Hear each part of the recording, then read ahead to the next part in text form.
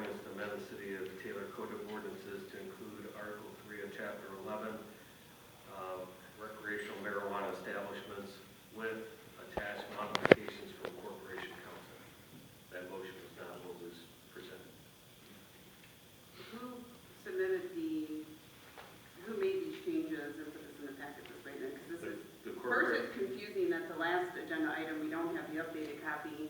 Now you're saying we have something that was redlined for us to vote on, and now you're saying that's not it, so. Well, that's not the motion that, as it was. Well, who drafted the agenda? I should have made that motion, but it would, okay. How do we fix that? If you would then make, Mr. Johnson, you would like to make the motion as presented or as modified with language. I got it here. Motion to approve first reading of an ordinance titled Marijuana Commercial Businesses with Corporation Council Changes as attached. I'm sorry.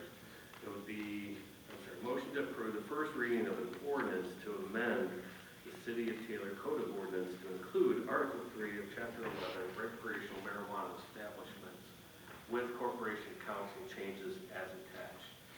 If that is, I would make a motion. and for purposes of discussion, Councilwoman Brandana. Yes, I'll for the purpose of discussion so we can move it along. Okay. Councilwoman Winton. Okay. This would include the various changes. Go right ahead. All right, so going back, the planning commission recommendation was 1,250 feet from excluded uses and 1,000 feet business to business. And what we have here is 1,250 from churches, schools, daycare, parks, and 1,500 from residential. So where did the 1,500 residential come from versus the planning commission recommendation? Mr. Chair. Councilman Johnson. Those recommendations were just recommendations, and I came up with the 1,500 from residential because the lady out here was really concerned about that. So I thought an extra 250 feet would make her feel better about it, Okay. or anybody else. All right, because it was just a difference from the planning commission. And then is that residential use or zoning? Residential zoning. So it would be a I think residentially zoning. zoned area, not because there's houses, for example, along North Line and Telegraph that are zoned business, but they're residential homes. Yep, and then. So that would not count as a residential area. Correct. That would need to be clarified. In the recommendation as well, there was 1,000 feet would not apply business to business if separated by interstate, major highway, and railroad. So one, it sounded like that 1,000 foot separated by interstate, major highway, and railroad was only business to business. What we have in the packet sounds like that's all uses. So if it's a church across a major highway, that distance would no longer apply, the 1,250. When the planning commission recommendation, it sounds like that was intended, the way I'm reading it, only to be business to business. Mr. Plato. Yeah, if I can clarify through the chair. At the time this was brought up, I guess the last meeting, I requested any council people that had any recommended changes they wanted to make to either of the ordinances to submit them to me. I did hear only from Chairman Geist and Councilman Johnson. The changes that are incorporated in what's before you in the red line version are changes that they requested. Obviously, they're being presented to the council today for your discussion and approval or not approval. I think other than the 1,500 feet, everything else meets with the planning commission recommendations. But that's why those changes were made. Okay. Is Telegraph considered a major highway? Or what is the definition of a major highway? It's not defined. Telegraph is a highway. I think we actually call it out as 7594. I mean, if again, I know that the last agenda item failed, but if this were to move forward, that needs to be defined because Telegraph is a highway. But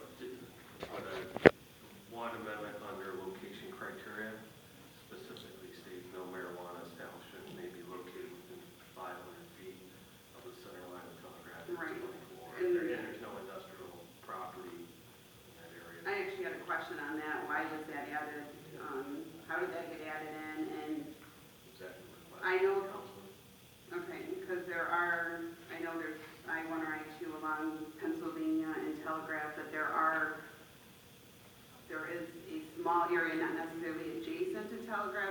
close proximity to Telegraph, so I was curious how that got added in and why.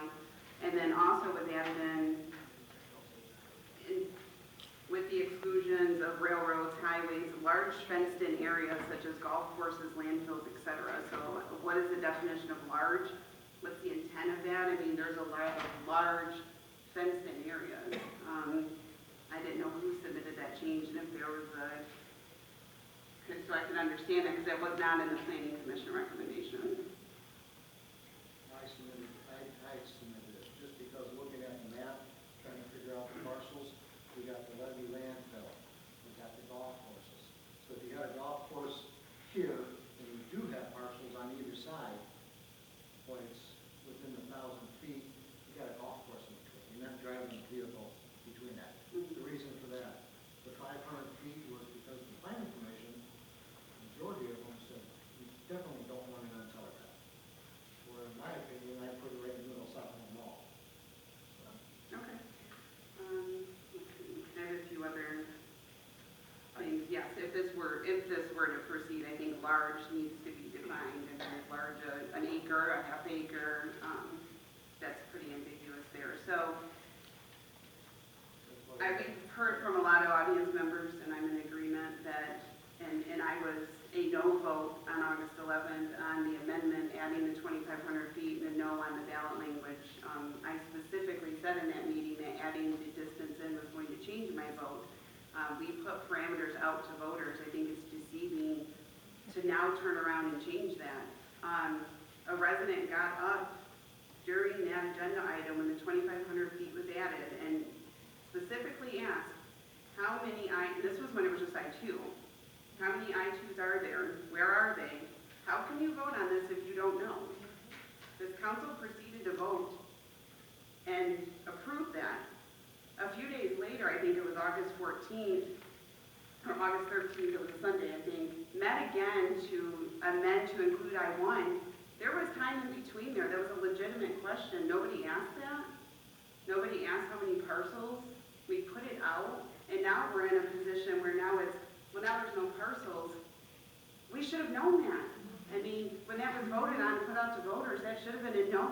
You put parameters in without knowing the impact. People voted on it, and now we're looking to change that.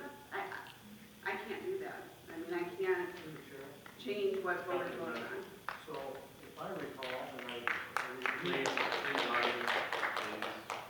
I recall your reason not to vote for it, to go forward to the vote, was because at 2,500 feet wouldn't allow enough. It would enrich just a few individuals. If you remember that conversation. Can I comment on that? I didn't give a reason for my no vote, and I do have one more Go right ahead. comment. I know we hear a lot that people pass marijuana. The ballot language that passed years ago was to decriminalize marijuana, create a tax, and then allow municipalities to opt out. It did not say, I want marijuana facilities in the city. So when we keep saying people passed it, even the ballot initiative to say yes to marijuana again, was deceiving because it's decriminalized.